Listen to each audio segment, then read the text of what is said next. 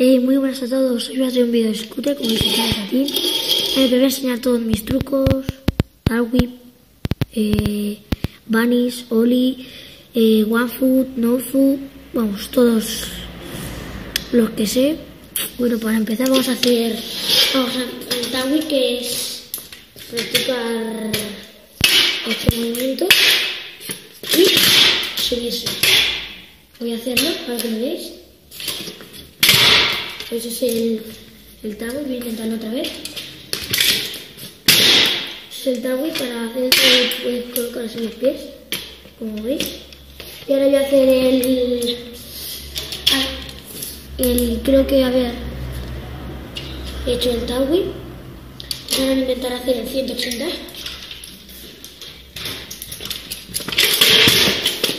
No me ha salido bien. Voy a intentarlo otra vez.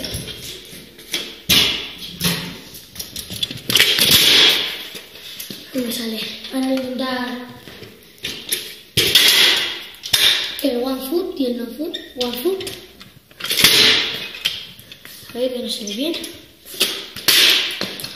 Sería hacer así con la pierna y subirse rápido. Vale. Espérate, voy a hacerlo rápido.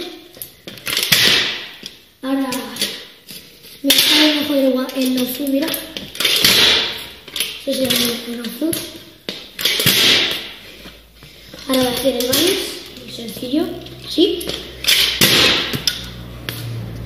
Y ahora el ollie. Voy a hacer otra vez.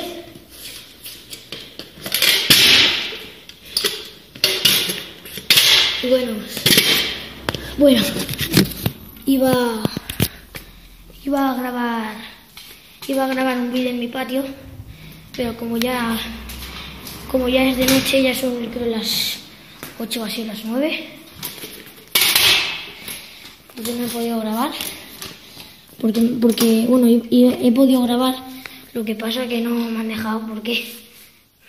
No es que me hayan dejado. No es que no me hayan dejado. Lo que pasa es que el otro día me castigaron sin móvil.